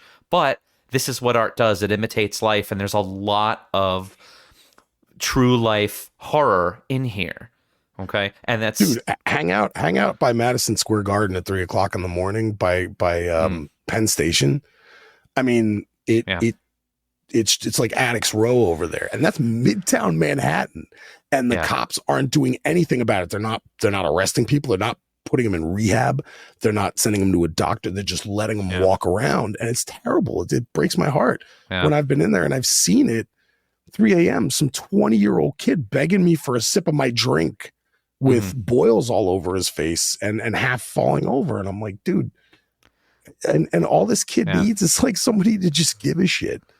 And maybe the we problem just is that here in this film, no one does. Yeah, maybe we just take every public official and every public servant and just Alex DeLarge them, pry their eyes open and make them watch this movie. Yeah, exactly. And then see the tape and the eye drops. And, exactly. Let's see what the world looks like after that. Yeah, make them watch Marion's, scene at the end with the party of Wall Street guys over and over, and let's see if it convinces them something else maybe should happen. There's so much in this. There's so much that's covered here that are gigantic societal problems that are all 800-pound elephants in the room, and it's like how do you treat a herd of 800-pound elephants? In the room, it's just unbelievable. Especially with the financial incentive that's funding all of those elephants. I mean, that's really the hard thing to get away from is the money, and the people in the movie see it like that. The money is really what Harry and Ty are after. Like it's not even about getting high for them at first. They're like, no, well, if we get, we'll sell off like this chunk that we bought. And then when we get that money, they keep saying, we'll get a pound of pure. And then once we got that, it's easy street. Like, dunzo. Like, we don't have to do it anymore. We're going to make a killing. So that's where it starts, is them trying to get a little bit of power. And it just kind of devolves into what this film is. And that's interesting because when you originally, I think, hear that people want to sell drugs for money, you're just thinking, just what a bunch of selfish, ne'er-do-good, and that's putting it lightly, kind of people in society. But this movie shines a spotlight on the true intentions of people and that they're not always as clear as you think that they are. These people think about their goals. They wanted satisfaction, comfort. They wanted to start a family. I mean, these are things that almost every American wants. Yeah. Marion just wants to open her own store. She literally wants the American art. dream. Yeah, to like create her own small business and build a living from it. And honestly, how are Harry and Tyrone's goals any worse than Purdue Pharma? You know what I mean? Than the Sackler family who sold OxyContin to everybody and killed hundreds of thousands of people. How are they any worse people?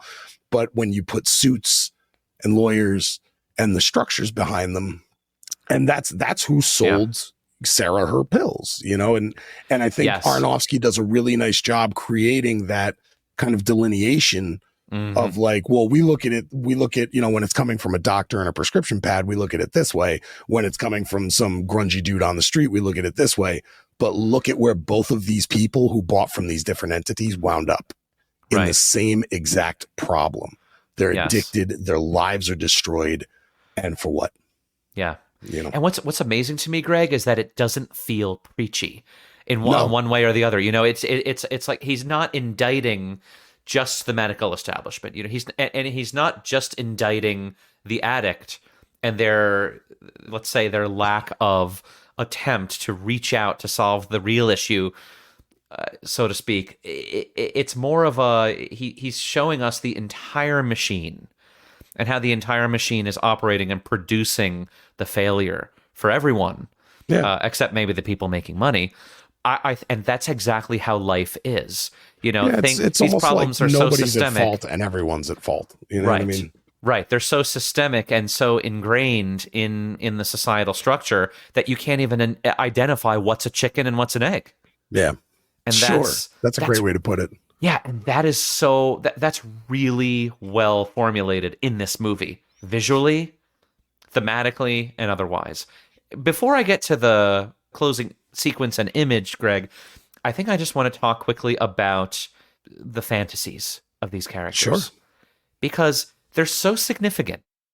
And everything that we've talked about thus far, I think, ties in to some of these sequences because we're talking about the meaning from the visual aspects of the movie here, right?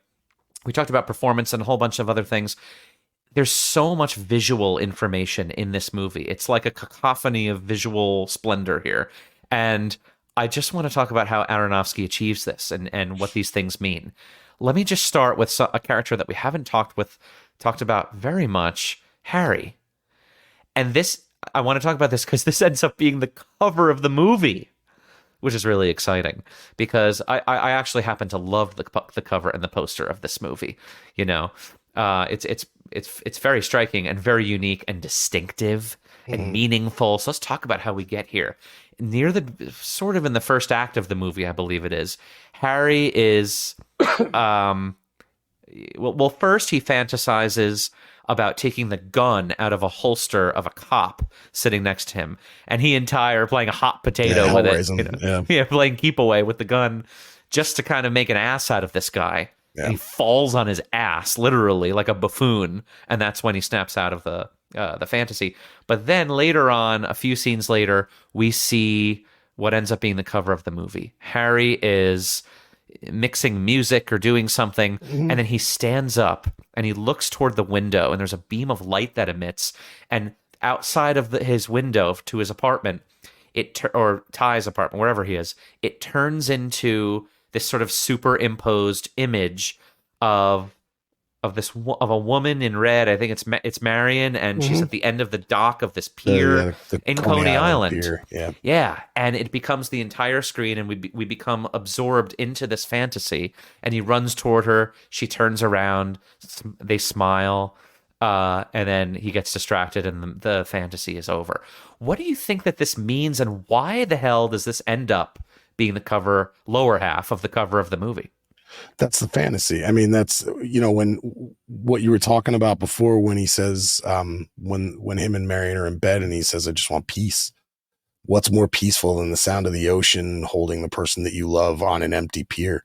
I mean, that's about as fucking easygoing as it gets. Like you're just listening to the sound. I don't know about you, but when I'm sitting on the beach and I'm able to tune out everyone else, like there's just something you kind of like start to see how the world works, almost watching the waves come in and out. Like the earth makes sense to you. Like there's something biological and primal that you understand that kind of sets you at ease and makes you feel a part of everything when you watch the ocean.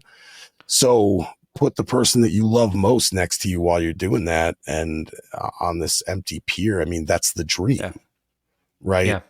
That's, so when you're talking about the Requiem for the Dream, like that's the dream that dies, is this peaceful, beautiful life with him and Marion. By the end of the movie, and I want to throw this in there just because this was the second moment that broke me in this film.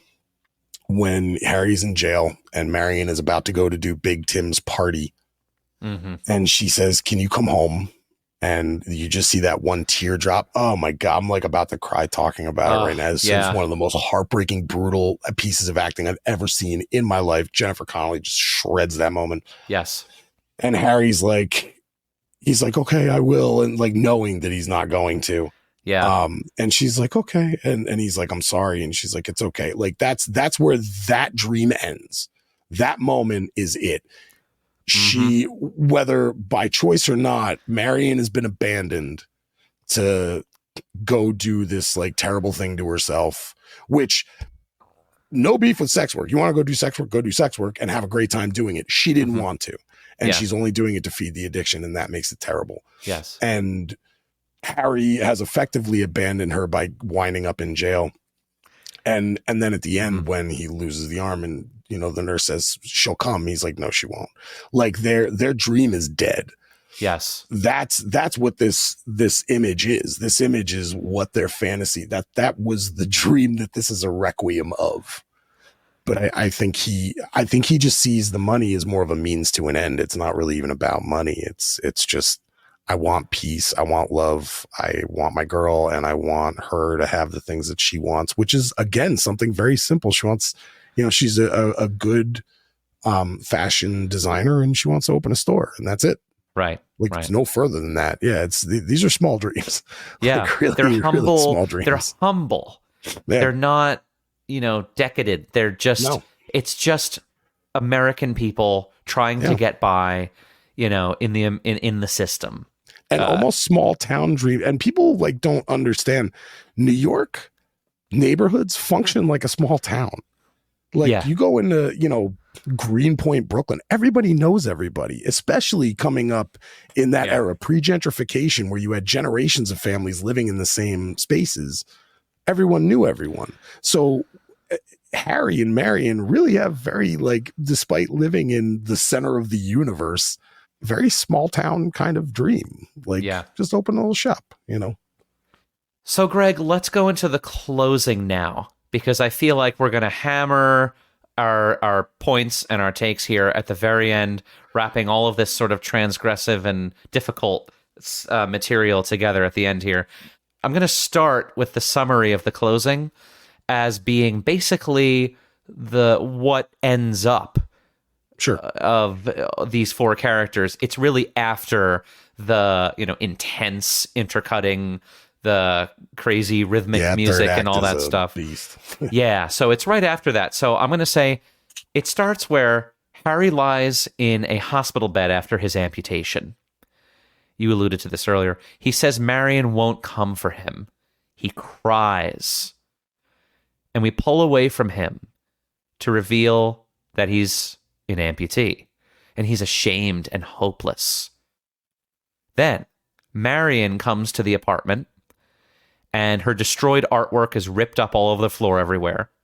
Then we cut to Tyrone, who walks into his prison bunk, and he sits down in his jumpsuit, just sort of in a daze. Then Sarah's two friends greet her with shocked faces, Louise Lasser being another one of them, which is another great character actor. And Sarah is all strung out, pale, and sickly. Like you said, she's a shell of what she used to be. That's a great way of putting it. Then, right after that, the two friends are so sad. They embrace and cry on a park bench after what they've seen of their friend Sarah. Marion lays on the couch in the apartment, smiling with her makeup running from crying. She takes out the bundle of money that she made and snuggles it toward her chest. And she turns on her side and assumes a fetal position. And we pull out from that shot, and among her are all the torn up artwork again on the floor and the table next to her. Then Ty tosses and turns in his prison bed, sweating profusely, fever dreaming about his mother holding him as a child, believing in him to make it someday. He also turns onto his side and assumes fetal position. Then Sarah is sitting in her, I guess is a rehab bed of some sort, smiling uncomfortably as she fantasizes with her eyes open about her television appearance. As we pull away from her in the bed, the sounds of the program become the images of the scene. And as Sarah turns onto her side, she also assumes a fetal position while that fantasy keeps revealing itself. The audience goes crazy as Tappy Tibbins announces that Sarah has won the grand prize. He says, "Your prize has a sweet smile and his own private business. He just got engaged and is about to get married this summer. Please give a warm and juicy welcome to Harry Goldfarb." The audience chants, "Juice by Harry." Then Harry walks in with a big, healthy smile and a business suit. Sarah cries as she and Harry hug. She says, "I love you, Harry." Harry says, "I love you too, Ma." We end with a medium wide shot, of Harry and his mom hugging in front of the studio audience, cheering for them. The lights flaring colorfully, and then we fade out from that image, and the Kronos Quartet brings us into the end credit roll. Well, Greg, we already know what preceded this. It's just a parade of horrors for all of the characters. We don't need to reiterate that. But I just want to say, how does this make you feel? And what does it mean that it's so transgressive? It's so harrowing. Did it need to be this harrowing? Why? Yeah. What's the point that it's making here, Greg? Help us out. So, in my opinion, the reason that it's so harrowing is because it is harrowing. I don't, I think Aronofsky and not only that, big up to Jay Rabinowitz, who edited this film. Oh yeah, that third act is Oh my probably God. 25 to 30 minutes long, and it is one of the most propulsive, pummeling, and yet as unrelenting as it is, magnetic. You cannot stop watching it, even as it gets worse and worse and worse. And the last probably 2.5, 30 minutes, you're literally getting a frame per second of one of the four parts of the story that goes along with that propulsive music until you see the cut into Harry and the blood hit his face. So just really got to give it up to Jay Rabinowitz. But I think it does have to be that ugly, because it is that ugly. And I think Aronofsky's making a point. Sometimes you do have to hammer an audience. Something personally as a filmmaker, for me, I like really long takes because I like the emotional truth of them. And I know it's kind of the opposite here, where it's like this super chopped up scene, but it really works. I don't like letting an audience off the hook. Whenever I've directed an emotional scene in a film, I tend to linger on people's faces and on the person speaking or the person listening for longer than maybe I should, because you're trying to distill it down to what the emotional truth is. And I think with a story like this, the way you distill it down is by not just peeling off the Band-Aid, but taking apart the scab. I think you have to show the wound in all its festering, terrible, pussy, infected ugliness, so that this film, like I said, it is a cautionary tale. Like it is, there is a purpose behind why Selby wrote this, why Aronofsky adapted it, is to make the point that, like, figure out what the fuck in your life is creating this void that makes you choose the path that you choose that leads to your addiction. You asked me in your thing that you sent me about, are any of these characters culpable? And they are culpable. They're responsible for the way that their lives maneuver. They're not responsible for a drug creating a dependence in them, but they are responsible for not addressing the thing that caused them to seek that out in the first place. Yeah. I think it's so interesting that he ends this with two fantasies. Like he ends, well, three really. So he ends it with Harry running up to Marion again on the boardwalk and then falling. Yeah. Into the alleyway, which they actually did by hooking. I can't believe you had the balls to do this. He hooked a camera onto a bungee cord and dropped it off the side of a building in Brooklyn. That's insane to me. Wow. In 2000, with how much those cameras were, that's bananas. Yeah. But by showing that, like, that is the moment that dream is over. Like he was so close, in darkness. and it just, and he just falls off the edge, and Marion's gone. That whole fantasy is over. And then Sarah's fantasy of, it's almost like her psychosis gave her in her head what she wanted the whole time, which was this beautiful, loving son who's doing really well. And he, she keeps saying to him, like, when am I going to have a grandkid? When am I going to get? And I'll tell you, I mean, I don't know that, I take the names Sarah and Harry and Seymour Goldfarb to be, pretty Jewish names. I come from a Jewish family, and my grandmother, was asking me when she was getting grandkids when I was 6. So I know that that's something that culturally kind of makes its way down. So, having that constantly pushed, like, she creates this whole thing in her head that, she's beautiful. She's in the red dress. She sees her healthy, handsome son, and all he wants to do is just be like, I love you so much, Ma. It's the void of everything that she doesn't have kind of wrapped up in this ending fantasy. And it's really telling that that's how the movie ends. It's also very telling that, and it's a little on the nose, that everyone curls up into the fetal position at the end. I do find it interesting with Tyrone. Tyrone also, in a previous time when he had a fantasy about his mother, he was about to have sex with a girl. And when they're having sex, they're on their side in the fetal position.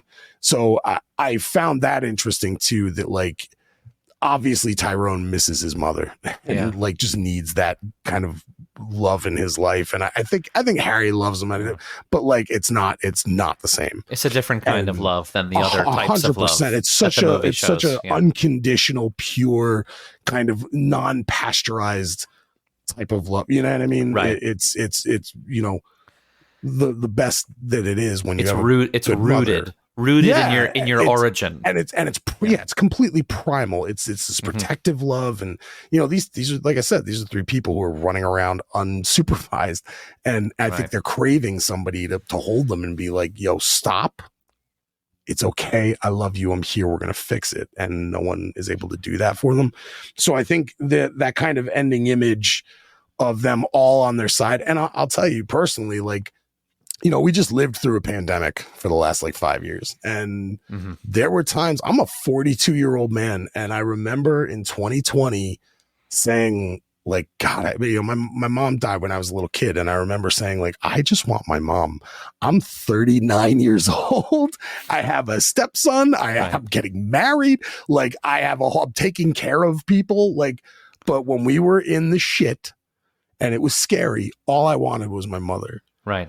And I think that's where all of these people are at. They just want that safety of womb and amniotic fluid around them, where there's no today, tomorrow. There's no, I have to find food. I have to find air. Like everything is just it's just given to you, and you're taken care of. You're completely insulated and protected. And I think, you know, at the end of the day, maybe that's what this whole thing really is. Maybe that's the void. Right, that we're just we're young, stupid, crazy species, and all you know, everything we do is born out of survival. Even though we live in a world now, our society has evolved faster than our you know, physicality and our psychology. So we still live in a, you know, dog eat dog, survival of the fittest world, even though we don't have to anymore. And maybe what we all really want is just to be held and loved and taken care of and told like, it's going to be okay, I'll handle all this for you. Right. And I think that's what those characters are really craving in the end. I think that's, they just don't have the means to fill that addiction. So they fill it with these other things, because that feeling is addicting. Feeling safe is very fucking addicting.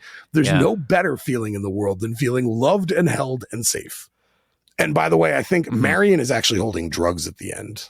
Big Tim, the pimp that she was doing that stuff for, Harry makes a point of saying like, this guy doesn't want money, he just wants girls, and that's how you're able to get, you know, to get heroin from him. So what he actually gives her is just like a thing of heroin, and that's what she's curled up with at the end, because it's the one thing that, like, you know, Marion's journey has gotten so ugly, it's the only thing that makes her feel good. Yeah, that's interesting. And and what's so tragic to me is, you know, what you were describing, just being held and loving in this kind of free and organic way. It seems that that's actually what Marion and Harry are doing. There are these beautiful moments at the beginning of the movie where they're together, you know, where they're in bed together, and they're touching each other and caressing each other. Yeah, that split screen that where you see kind of the hands coming in. It's beautifully shot and beautifully cut. Yes, beautiful. Yeah. And then I realized upon whatever rewatch that Harry won't be able to do that again. At least with his, what I think might be his dominant hand. I think he might be a lefty. I'm not sure, but it was his left arm that he lost. His left arm was the one lost. But we could look back at that. But regardless, he won't be able to do that in the way that he did it with Marion. And previous to that, there's that other beautiful shot that it kind of starts on the ceiling above the light fixtures, and then it tilts down, and then dollies toward them, or like trucks toward them somehow, cranes, and they're just kind of like embracing each other. You know, they just kind of look like a yin yang kind of shape of just like almost, that almost looks fetal too. Like they're just so organic together, and they're just holding each other with both hands. Yeah. You know, and again, he can't do that anymore. He only has one. If he can use that, you know, if he hasn't destroyed that one too. But the point is, he won't be able to do that again. No, and it's irreversible. I think something's lost with the two of them, that Harry just feels so much shame around who he is and can't love himself enough to really be a whole person for her. And I think Marion sees love as transactional. You know, the love of her parents is transactional. Dealing with her therapist is transactional. Even getting her drugs, she has to use her body in ways that typically are I shouldn't say that, but like that are stereotypically ways reserved for people who love each other to express themselves physically. She has to use as a transaction in order to get the thing that she needs. Right. I think it's very telling that scene that you're talking about, which is such a brilliantly shot and as much as I don't like Jared Leto, well acted scene. Yeah. I think it's very telling that instead of showing them in a 2-shot where it's both of them overhead, they're in a split screen. So it's very intimate, but it's also very separated because these two people, there's still something, as much as they love each other and as into each other as they are, his shame and her inability to see love outside of a transactional thing keep them from being together. Mm-hmm. You know, you asked, did it need to be so brutal? I think that it does. And quite frankly, there are more brutal addiction stories than what happens in this film. Yes. Like this one just kind of made us look at it and used filmmaking as a conduit and a delivery system and the techniques used as a delivery system to really pound it into us with the music and the edits and the acting. But the fact is, man, these stories happen every single day to a lot of people. The ubiquity of the stories and that whole idea of, people saying, but look what the film shows. Look at this NC-17 rating. Look what this film shows. And then you're saying, think about what the film doesn't show. Absolutely. Think about all of the things that are oriented 100%. With addiction. And just as like a, pale in comparison. Just as like a kind of throwaway thought, the fact that it got an NC-17 rating is a little bit ridiculous. I've watched people like get shot in the head in PG-13 movies and it's like nothing, but this scene has a pretty visceral and graphic sex scene, but like the fact that it almost hamstrung his ability to release it wide says a lot about our culture and the way we view like what's okay to see and what isn't. Yeah. And Aronofsky even said for the NC-17, they told him exactly what he needed to cut to make it an R.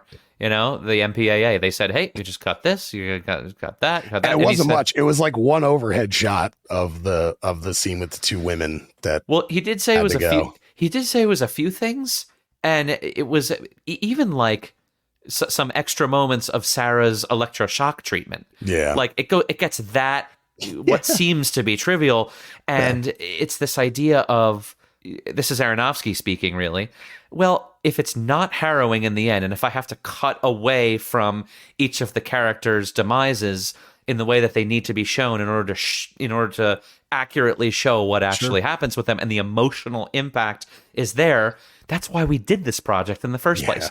Like, absolutely. What's the point? So Aronofsky was pressured by his, production studio to take the R. Like, hey, just do it. The producers.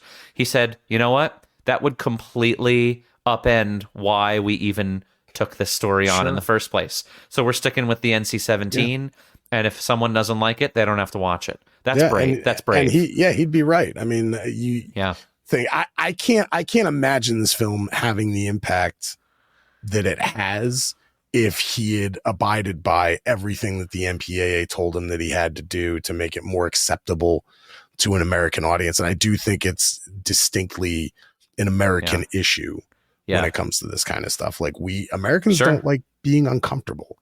We're not fans of discomfort, and this movie is fucking uncomfortable. It's about as uncomfortable as it can get. And depressing. And brilliantly so. And I'm grateful for how uncomfortable it is. Yes, me too. And I think that speaks to the meaning of the experience of Requiem for a Dream, right? We have a filmmaker here that's trying to give us a full-fledged experience, which is everything for this movie. We're experiencing what it's like to be suffering the consequences of, making wrong decisions, whether it's our doing or not, per se, which is debatable. It's about the experience of the effects of those causes. And to see where this all goes. And like Greg said, it's a cautionary tale. Yeah, that may be an overused cliche phrase, but that's exactly what this is. And that's exactly what this ending is all about. It's about caution. It's about this final image of fading away from that medium shot, that medium wide of Harry and his mother embracing with the studio audience and Tappy and everyone clapping for them with all this colorful, beautiful, heavenly, celestial imagery, and fading away as if her brain is fading away. And that's the last thing we get to see. And maybe it's even the last thing she gets to see before, completely losing it. I think that's everything. That's where she lives. I think she lives in that fantasy now. I think her psychosis got so bad that her brain just made that. And that's where, that's where the power of films is. It's in these images. And I think that these images are justified. And each of the really disturbing images that we see of all four of these characters at the end are justified because that is the final curtain being closed. And it's this final statement of, well, this could happen to you, and it's organic in that it is disturbing, but it doesn't feel disturbing for disturbing's sake. It's because it's the worst possible place that each person's life could have gotten to. Sure. And it could happen to you. These things do happen all the time, like you said, Greg. Yeah. So and a lot of the time when we see addiction films, they play out in terms of like sensationalism, like it's a rock star. Right. Or, some famous artist or something like that. Or like some big drug dealer, Escobar, Scarface or whatever it is. And the thing that I think is so impactful about this film is that these are none of those people. These are small. Like I said, when you live in Brighton is a small town in a big city. Exactly. And these are people with simple desires, simple dreams. And I think that's what makes it feel so uncomfortable is it's like Sarah could have been my grandmother. You know what I mean? Yeah, exactly. We feel the most for people that have the least and have the most humble of backgrounds. And that, my friends, is a powerful thing that cinema can give to us uniquely.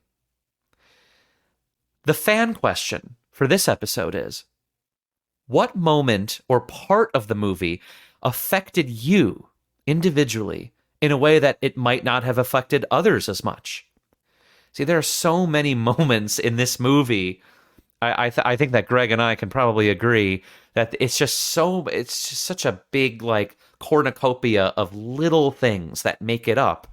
At little moments, little decisions, little visual motifs or scenes, and some of them are just so that, like I found on my most recent rewatch, some of the things are so piercing to me, and I know it. I'm aware of the fact that, oh, that's because it's me.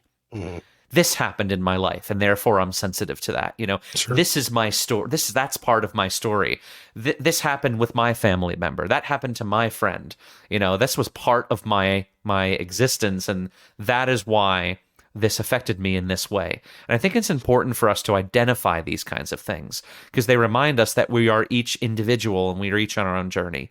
And these movies are all about feeling, and they're all about how we as human beings come to the movie and we bring our own baggage, BYOB, like Adam Sekafico had said in a previous episode. Yeah, he said that in the Network episode, actually. In Network, yeah. And man, are those words of wisdom, I'll tell you. Yeah. So I have to extend a huge thank you to our amazing guest here, Greg Jolley, for joining us for the first time. It feels like I've talked to you for the 20th time because it was so much fun and you're so insightful. And so I'd like to thank you, first of all. And second of all, please let us know any plugs that you can give us of where we can discover your work and read more about you. Sure. So first of all, thank you for having me on. This was awesome. Any opportunity I get to sit and talk with other cinephiles and movie nerds and really dissect something and pick it apart with people like you who are just intelligent, insightful people. I relish that opportunity. So I really, really appreciate you having me on. As far as where you can find me, I mean, I'm on Instagram at Greg Jolley Creative. My website is www.gregjollycreative.com. That's Jolley with an EY. that's where you can find some of my photographic work. I am a full-time working photographer and videographer. Yeah, excellent photographer. The photography on your website and Instagram blew me away. Especially all the animal stuff is incredible. It's just amazing. Thanks, man. Yeah. Appreciate it. Sure. And I am a writer and director and an actor for a very long time. I'm kind of in the middle of trying to mount a project that had like very cursory minor studio interest. We'll see if anything comes of it. But we're kind of in the process of trying to develop that. So stay tuned. I do have a YouTube that has 2 of my films that I made on it. It's just Greg Jolley Creative again. So you can find my movies there, Flare and Been a While. Yeah, that's kind of about it. Perfect. And I'm going to put all of those links in the description as well. Please follow our Instagram for the podcast as well. Speaking Cinema Podcast is our handle on Instagram. So I will put all of that stuff in there and give Greg a comment or a click and tell him how amazing he is. Just a huge thank you to everyone else out there who's listening. Thank you for your support. The best way that you can support these artists that are coming on the podcast, aside from just watching their films and appreciating their work, is to give this podcast a like or a comment or a review and a subscription, a follow, whatever you can do on whatever platform that you're receiving this on. We deeply appreciate it, and it will allow us to keep giving you this insightful work that we're trying to do. I'll see you on the next episode.